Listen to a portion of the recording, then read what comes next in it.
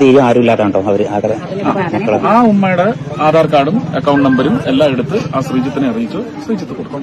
Pension തന്നെ ഞങ്ങൾക്ക് എത്ര നാളായി കിട്ടിയിട്ടുണ്ട്. ചുരുക്കണത് ഈ സുഖമില്ലാത്ത ആൾക്കാര് കയ്യും കാലൊക്കെ തളർന്ന ആൾക്കാർക്ക് പെൻഷൻ കിട്ടിയിട്ട് എത്ര നാളായി.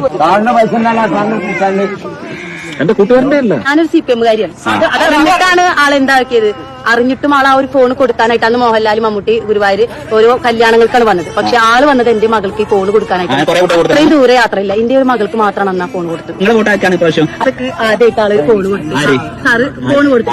സുരേഷ് ഗോപി സാറ് ഫോൺ കൊടുത്തിട്ട് ആ ഒരു കടപ്പാട് ആളോട് നമുക്ക് തീർക്കേണ്ട ഒരു ആവശ്യം ഞങ്ങൾ ആ അവസരം എന്തായാലും ഞങ്ങൾ ഉപയോഗപ്പെടും. 4 വോട്ട് നമ്മളെ വീട്ടിലുണ്ട്. ഇത്ര സന്തോഷമുള്ളത് കൊണ്ട് സുരേഷ് ഗോപി സാറിന് വോട്ട് കൊടുക്കും. അതെന്തായാലും ഉണ്ടാവില്ല. ഉറപ്പായിട്ടും കൊടുക്കൂലേ? 2018 വെള്ളപ്പൊക്കത്തിന് ശേഷം ഏതൊക്കെ റോഡുകൾ ഇനി മണ്ണിട്ട് നഷ്ടപ്പെട്ട റോഡുകൾ മണ്ണിട്ട് പൊട്ടി ടാർ ചെയ്യേണ്ട, അത് ഇനി ഒരു വെള്ളപ്പൊക്കം വന്നാലും ഏത് വെള്ളപ്പാച്ചിൽ വന്നാലും ഒഴിച്ചു പോകാത്ത കോൺക്രീറ്റ് റോഡ് വേണം എന്ന് പറഞ്ഞ് തൃശ്ശൂരിൽ എത്രയോ ഇടങ്ങളിൽ ഞാൻ കണ്ടു കോൺക്രീറ്റ് റോഡ് വരുന്നത്.